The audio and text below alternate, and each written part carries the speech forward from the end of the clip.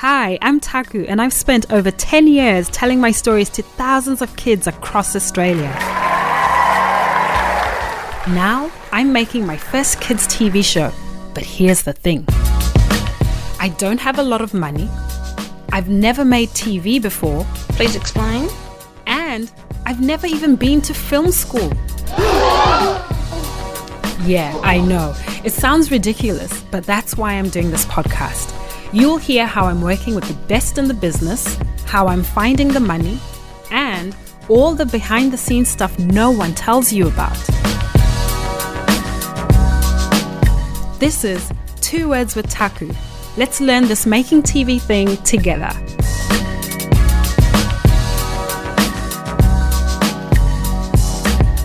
Money, money, money, ain't it funny? No, actually, it's not funny. It's not funny. In fact, maybe that intro isn't funny either. Okay, so this is the episode we're going to talk about cash, money, funds, resources, finances, all the stuff that if you are an artist or a writer or someone creative, you're probably squirming right now like, oh God, here we go. Because yes, that used to be me. So on this journey to try and make TV, to try and break into the industry, to try and make good work, I faced the reality of, okay, I'm going to need money to A, support myself so I can still breathe, eat, and just stay alive. And then B, have money to make the stuff I want to make really, really well. And in this episode, I really want to focus on how I've approached money. And the truth is, I've had a fear of money for a long time in terms of being afraid to really commit to jumping and really, oh gosh, you see, I can't even listen to me. I'm even trying to work out how do I talk about this stuff? Okay, maybe I should split it up into 2 things. So I'll start with the money to survive. What I realized was if I wanted to be able to do this work properly, so commit to writing and having the time to do the research, to really form my production company, to learn about the screen industry, I needed to give it my all. And I had spent so much time working full-time in construction, in engineering, all these other things that I studied. So my background's in architecture. But I always felt like I was giving half my brain to that and then half my brain to my creative projects. And when I drove across from Perth to Melbourne, I did get a job in an engineering company because I knew I needed some decent money to survive, but also I needed then time to kind of get my bearings of the city and just kind of suss out what's happening.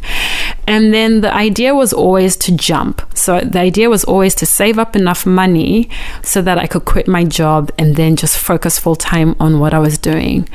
But the more I was looking around at what's involved in getting people together, how much writers cost. And, before I talked about working with John and all of that, I wanted to honor his time and his talent. And so I asked him for quotes. And because I was part of the Writers Guild as well, they tell you how much you should pay people for brainstorming and how much, people should be paid for research and writing scripts, all of this stuff. So I had numbers in my brain and I was saving. So I was able to manage that.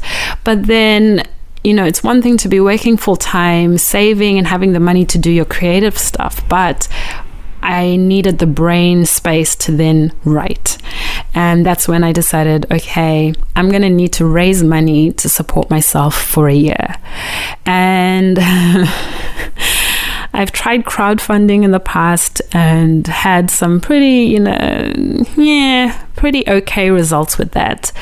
But when I started thinking about how do other startups or how do other businesses support themselves, they either get funding from the government or from other, organizations, or they get funding from friends and family. And I have spent the last, maybe 3 to 5 years talking about all my ideas, and I have heaps of friends in Perth. And I thought to myself, you know what I'm going to do? I'm going to fly back from Melbourne to Perth. I'm going to get all my really close friends in a room and I'm going to just pitch to them. I'm going to pitch to my friends and family, and I'm going to try and raise $100,000 because that'll be enough money for me to, survive, but also to start putting money towards making my stuff. And I was telling one of my business mentors this idea, and I was so fired up and terrified because, gosh, who wants to stand up on a stage and ask people for money? That's quite daunting. But I just had this fire now where I realized, no, I'm sorry, but I'm going to have to do something that I have never done before if I want to make this stuff work. And then this mentor, they blew me away and they said, oh, okay, well, I can chip in half of that. I'm happy to invest half of that in your production company because I believe in you. And I went, what? Yeah. So you hear about it all the time. If you listen to the startup or business podcasts, or if you hear the stories of Silicon Valley and how people start their companies, all the companies we work with, the Googles, the Facebooks, they talk about having investors. And that's something that was so foreign to me. I've never had an investor before. I didn't know how that worked, and it scared me. But this opportunity changed everything because it meant that I suddenly had to be accountable for someone else's money. And I also had to now try and grow my company in a way that was going to give back to this person. And then also I had to set up structures that meant that I was now financially responsible. It's one thing when you're working for yourself and you're kind of making things ad hoc and you take a bit from your savings here and maybe you got $50 here and you kind of wing things and you're making stuff and it's working, it's good. But for the vision that I had, that I'm going to have a production company that can make things that are world class, that I'm going to be working with really good people who've done good things, that I'm going to be paying people correctly, I realized that I really needed to change how I managed my finances from a business point of view. So the first thing that I did, the first thing that they did, they went and they spoke to their accountant. And their accountant was like, oh, really? You want to invest in this person? Oh, okay. What's their plan? And luckily, I already had a business plan. But now having a proper investor made me crack at it, and I tidied that business plan up. I made sure it was very clear what I wanted to do with my production company and my ideas, who I was going to work with, what my 1 to 2 year plan was, what I was going to do with their money. It was so good because all of a sudden it just cracked the whip. It just made me go, oh, okay, so now you're talking the talk. Now you've got to walk the walk because somebody is actually putting their money and believing in you. So that was the first thing that I did. I really tidied up my business plan. Then I went and I sought business advice. So the state governments around Australia, they have different business enterprise centers, and they're government-run organizations that actually give you free business advice, and you just have to sign up for them. And look, I don't have the links or the names offhand, but I use them quite a bit in WA, in Western Australia. So that was the Small Business Development Corporation. They were amazing. So that was for all my other businesses, the public speaking and the writing and all of that stuff. They were so good in helping me speak to people and get professional advice and just guidance about how to run my businesses. And then when I was here in Victoria looking at this production company, I went to the state version of that as well. I'm so sorry, I should look it up. I'll put it in the link, in the links below in the episode. But I went there and I researched the advisors that they had, and I found someone who was able to talk to me about my business idea and just to listen. And I think one thing I want to encourage, if you are an artist or someone who's creative or someone who doesn't feel comfortable talking business plans and money and all of that stuff is to just have perspective about what your bigger picture or what your bigger goal was. And that was the only thing that drove me forward. The fact is, I wanted to set up a company where I can be able to work in the company, pay myself and pay the people that I'm collaborating with, but also a company that is solid, a company that is financially stable, a company that has a business model that is sustainable. And all of that stuff seems so scary to me because I'm going, I just want to make a kids TV show. What does all this other stuff have to do with it? But that's the infrastructure I needed to set up to be able to support the creative stuff that I'm trying to do. So then I had the business plan, I had the business advisor, and now I felt like, okay, now I'm having this conversation around making this solid. And I remember when I sent my business plan to my investor's accountant, it felt so good because that was the first business plan in all my years that I'd ever written where I was confident in it and I believed in it and I wanted to do the right thing and I wanted to just make it work. So I felt so good sending that over. And then the last thing was I found myself a really good accountant. I've got a writing mentor who mentors me around books because I'm working on a book at the moment. And I asked them, who's your accountant? Who handles your money? And they told me. And then I just ended up going to meet this accountant and I was just so honest with them and said, hey, this is my situation. This is the vision for what I'm trying to do. And what I said was, if I'm going to work in TV, I know that I need a lot of money to make things work, but I also need to set myself up and my business up in a way that can help it grow. And they helped me. And then the most important thing that they did was they organized training for me in Xero. And that's what this episode is about, essentially. Xero is an online accounting software that I use at the moment to handle all my finances in terms of paying contractors, paying myself, purchasing things, and it's a software that then my accountant can access and we can communicate together through the software. Now, I've used Xero for a couple of years actually, but I feel like now is when I'm really getting a sense of how it works and how it's helping me. And the reason why I wanted to do this episode was because I think if you can get confident handling your finances and the money that you're getting into your business, doesn't even matter if it's TV related or not, then you don't feel so afraid to then go and seek investment. So whether that's from family or friends or from people who want to support you. But also the most important thing is a lot of TV stuff gets funding from government agencies or broadcasters and things like that. So you also need to set yourself up in a way that you can handle any of that money that's going to come through.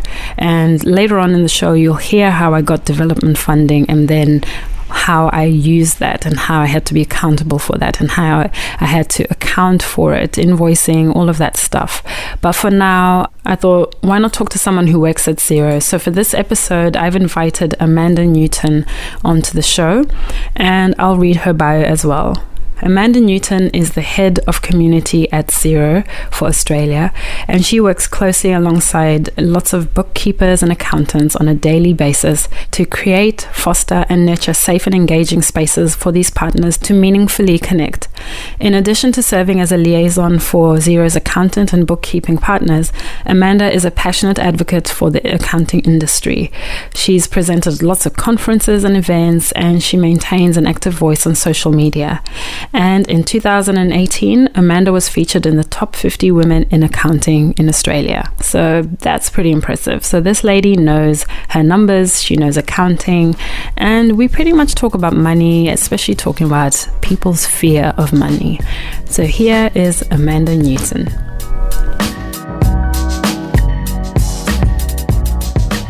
You're the head of community at Xero for Australia. Can you tell us what a typical workday looks like for you? Oh, wow. So typical workday for me, unfortunately, I'm in Melbourne, so it's usually quite a hectic commute. But once the benefit of working with Xero is I can access all my tools, all the software I require to do my role is accessible on my mobile phone and my computer. It's all cloud-based.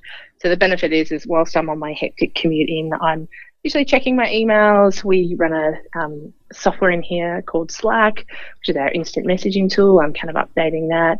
I look after our wonderful community of bookkeepers and accountants on Facebook. So I'm checking in on that, maybe posting a good morning message or something to, engage and inspire our community with. And then I'm in lots of meetings and I sit near a window, so spend some time thinking and strategizing and connecting with my colleagues.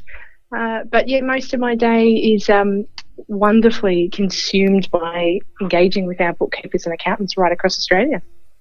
Amazing. And I actually saw on the website that was your role, and that there is a huge community of accountants and bookkeepers and accounting peoples, like a whole tribe of them. And absolutely. So it's a wonderful tribe. There's about 3,500 active participants.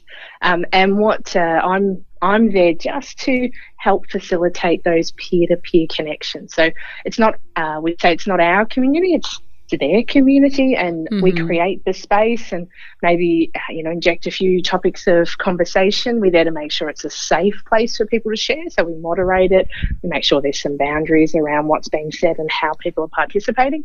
But I'm not overemphasizing the joy I get from seeing our bookkeepers and our accountants connecting with each other, problem solving together, celebrating each other's successes.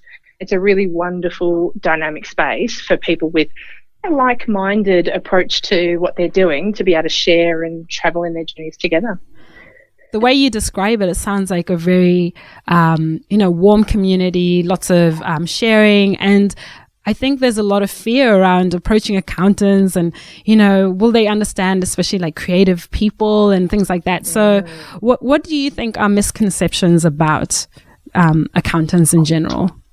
Oh, well, look, the good old gag used to be the butt of jokes of poor accountants and those in the accounting profession, that we'd be the most boring people at a barbecue.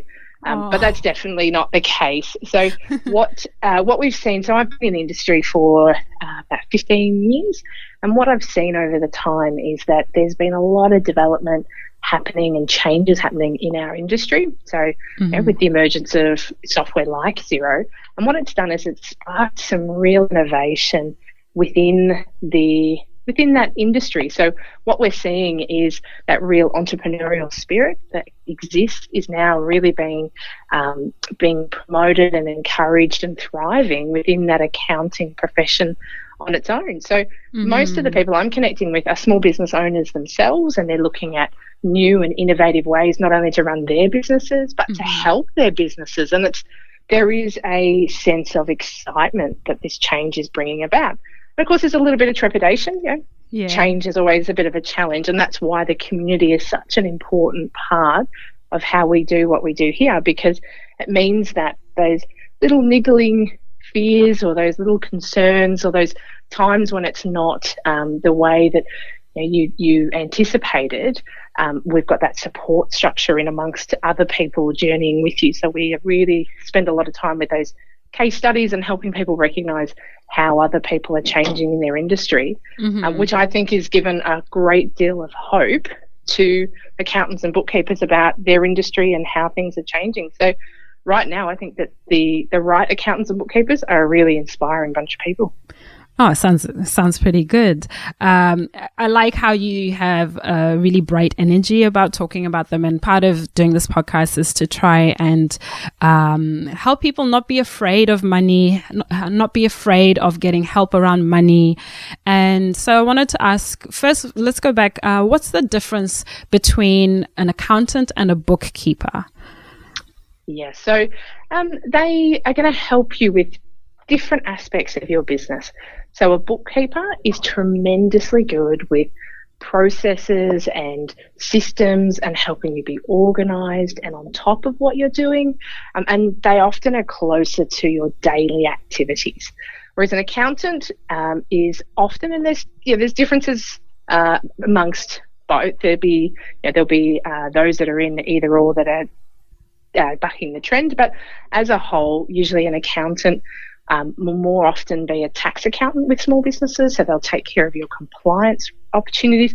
And sometimes an accountant will be the person who's looking forward in terms of taking all the great work that a bookkeeper has done in terms of making sure your numbers reflect what's actually happening, that you're paying people correctly, that you're on top of your daily operational needs. An accountant is the person that'll help work with those numbers to then forecast out, the success that you're having, the strategic things that you could be doing in your business, the tax plans that you might want to put in place, and how you're managing your money. Both have a really important role, and sometimes a small business will engage with an accountant and a bookkeeper at different times during their journey. But ultimately, as you grow and you develop, there's a desire and a need and a value in having both as part of your core team to help your business succeed. Okay. And I guess if I think about the listeners, they're probably likely to be more creative people or artists. And so I wanted to find out, what is your advice for someone who might be, let's say they're a writer and they want help managing their finances. How do they know if they go find a bookkeeper or if they need an accountant? And then where do they find them? If you can talk through that process. Yeah, absolutely. So in those sorts of situations where you're a writer, you often will be what we call a micro business, where you might be just you and you're invoicing out for maybe different situations and collecting money, and maybe you're paying a contractor to assist with your work, but you're often a smaller enterprise to begin with. So that's where Xero is great in terms of being lots of online education that you can help to inform yourself about how you're using the systems. But when it comes to that first step of who do I look for to help me to develop and grow and get that professional input, we have an advisor directory. A Xero advisor directory. So that's a great place to start. So that's where you would go and you would look both based on a region. You would have a look at who's in your area, who do you want to work with, check out their websites. What I'd also recommend is that it's often all about relationships. So bookkeepers and accountants should have the same reasonably consistent level of experience and a reasonably consistent level of what you can expect. But what above that, you're looking for someone that you can work with, that'll help, that you'll connect with, that you'll be able to have a relationship with, because these people are going to be really important. They're your trusted advisors. They're the people you're going to look to help you, guide you with what is probably, your baby. And particularly taking that next step too and asking about their experience in the creative space. So often what happens is that a bookkeeper or an accountant, some will be generalists, they'll work with all sorts of different industries, but some will have built up expertise working with lots of creative people. And that's an advantage because then they know maybe how other things have been done. They've got some specific experience about how income's treated in your area, how to best maximise deduction, they can, what the right structures are, all those sorts of things. They're often a little bit more familiar with what's going on in your industry. So that's a real nugget if you can find someone who's dealing specifically with creative people. In fact, as you say that, I think about how I found my accountant was through asking another writer friend who they work with. And you're so right about relationships as well. I think in the past when I've gone to accountants or people who've helped me with my tax, there's been a lot of fear. So first of all, of the accountant person and then of the tax office behind them. Whereas going through this particular accountant firm that I'm working with, I just went in and I was honest. It felt so uncomfortable how honest I was finally being with my finances and going, right, this is what I have, this is what I want to do, where I want to go. And they've just been so kind and generous and patient with me. Even in terms of Xero, which is why we're doing this, is that I said to them, I've been using Xero by myself for this long. I know it has all these other capabilities in terms of communicating with someone else. What do I do? And they then organized for me to get training in Xero, which was so it was honestly, I came out of that meeting dancing. I was going, oh my gosh, I know what to, reconciling is. I actually understand what I'm doing when I do this. And so I feel empowered. Exactly. I feel so much more empowered. And so that's why I really want to try and encourage more people to try and take more control of their finances. And even if they don't use Xero, but kind of really get that empowerment back, because then it just changes how you talk about your projects or your art or your work, everything. 100%. So it's really important to be informed about what's going on with your numbers. So, sometimes it's more comfortable, and it's a false comfort to sort of put your head in the sand and not really think about it. And if things aren't going as well as you'd like them to be, you do have to face that reality, because you can't make any changes if you don't really understand where your starting point is. You can't build on sand. You've got to build on rock, and that rock comes from you understanding specifically what your circumstances are and creating that foundation that you can then grow and thrive with your business. And doing that with a trusted advisor is usually the first right step, because you might think that it's great, or you might think it's not great, but they're going to be able to give you that point of reference as to how to understand your circumstances and then how to get where you want to go. We talk about do what you do best. So, creative people are great at being creative. It's what you do. That's what earns you the income. You want to leave your accountant and your bookkeeper to do what they do best, which is managing your numbers, and you'll get great value out of them doing their best job so that you can go out and do your best job. And that information is really important as to how to make sure you're charging the right thing for the activities that you're doing. How do you make sure you're spending the right money in the right way? And they're just those little tweaks that can make a world of difference to what your effort is being rewarded for. Yeah, I totally agree with that. And coming back to this, the prototype of the creative person or artist who needs a bookkeeper or an accountant, what about those who say they can't afford it? Because, the arts, as it is, it's, competitive industry. Yep. Cash flow is, pretty, it's pretty tricky. What do you say to people who say that they can't afford to have someone look after their money or give them financial advice? Yeah, so I think, everybody, if you're a small business, you've got some annual tax obligations. So there's something you do need to do. Yeah. So whilst you're doing that process, that's usually the right step to at least engage with someone to do that in a way that it adds a little bit of value. So that would certainly be the first step. Don't just have a simple transaction to take care of your tax. Work with someone who can meet that need, but also give you a little bit extra. And the bookkeeper, again, if it's for training, that might just be the starting point. And then as you grow and you develop, it is something that should be put into your budget so that you can then focus on what you're doing. Because it's often a time exchange. Yeah, you will be spending a bit of time, and obviously tools like Xero greatly reduce the amount of time that you're spending. But the bookkeeper does help make sure it's right, and does help you make sure that you then can understand what your numbers are saying.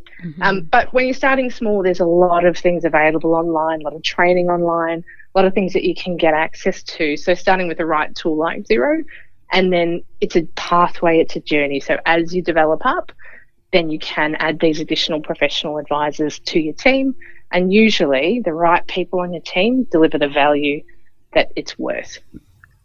So good. Thank you. I was going to ask you, it sounds like a random question, but I feel like maybe lots of people think it. Is the tax office as scary as it seems?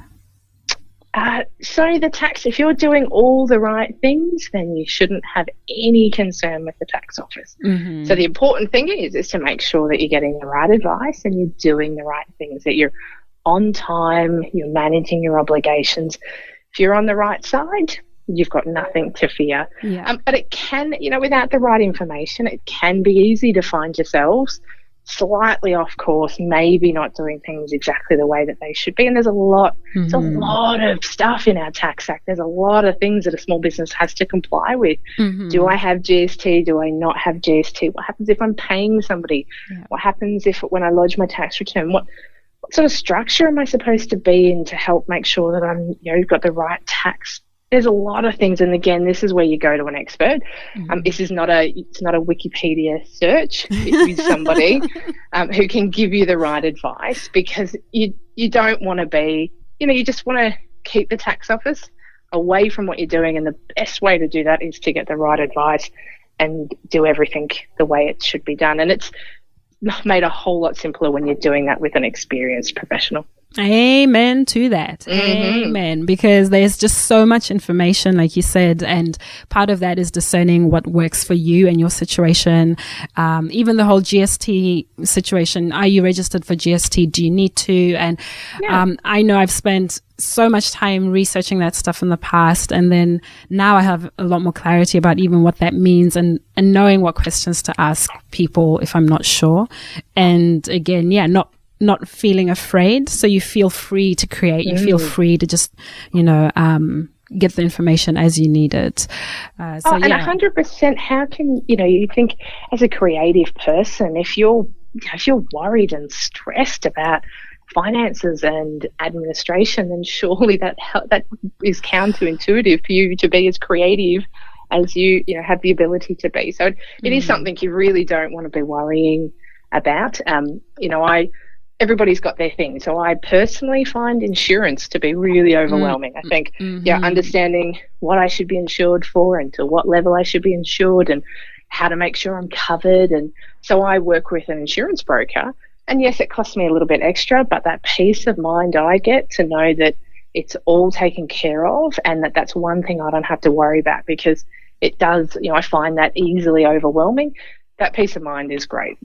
Exactly. And even when you think about it as well, people want to help you. That is their business to also help you. So I think I read something that you said about just the success of the people you're working with is also part of what accountants and bookkeepers want.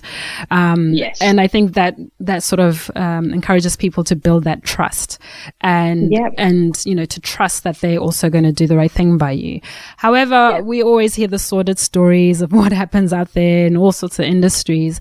Are there any red flags that people should be aware of if they approach a firm or an accountant or somebody and they want their help but they're not too sure? Are there any red flags that stick out?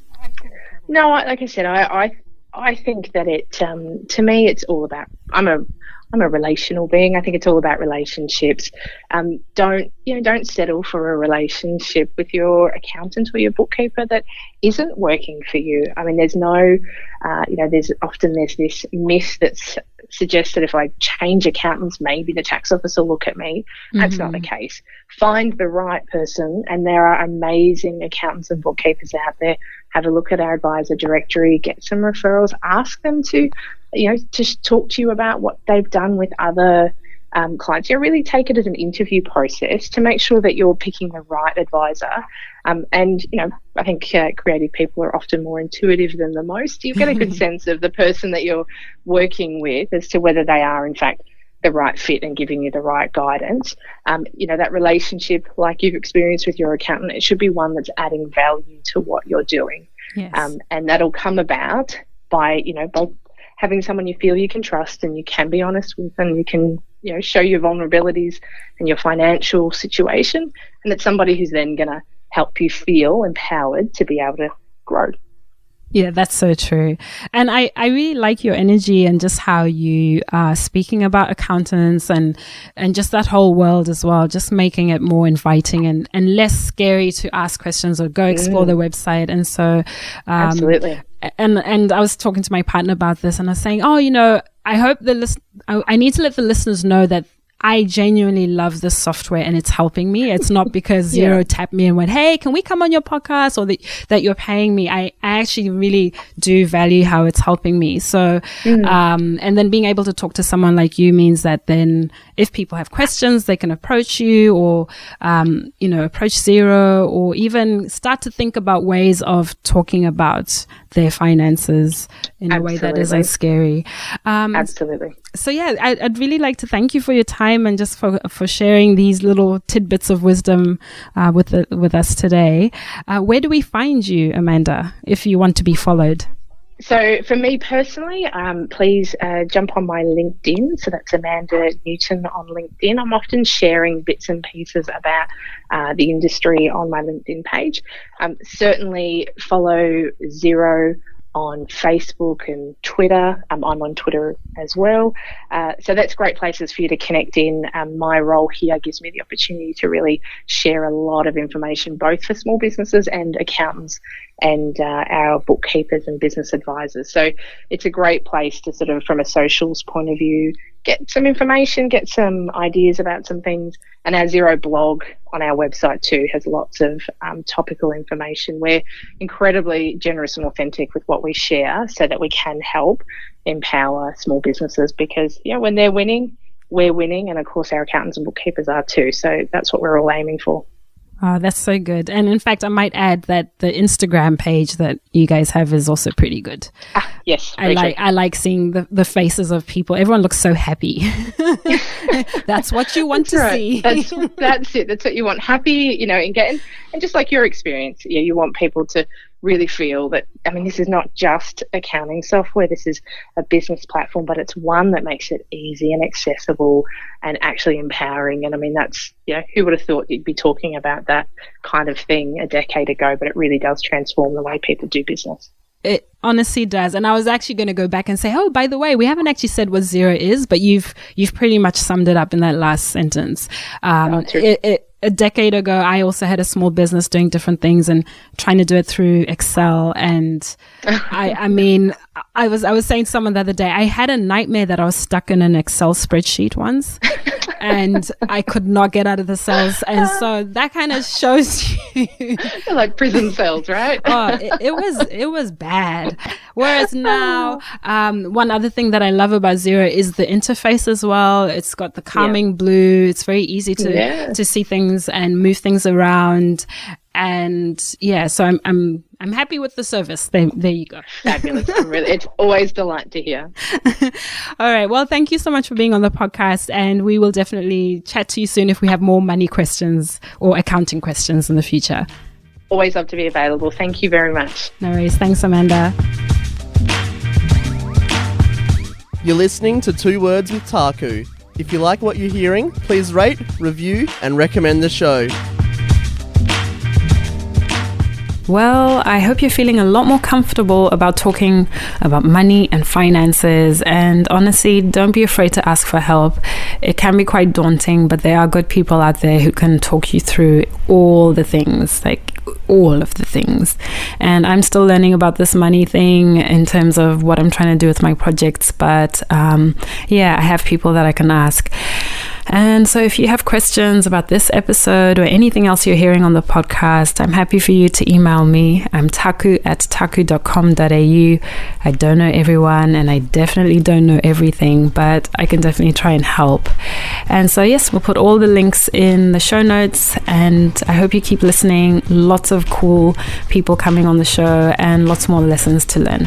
Bye.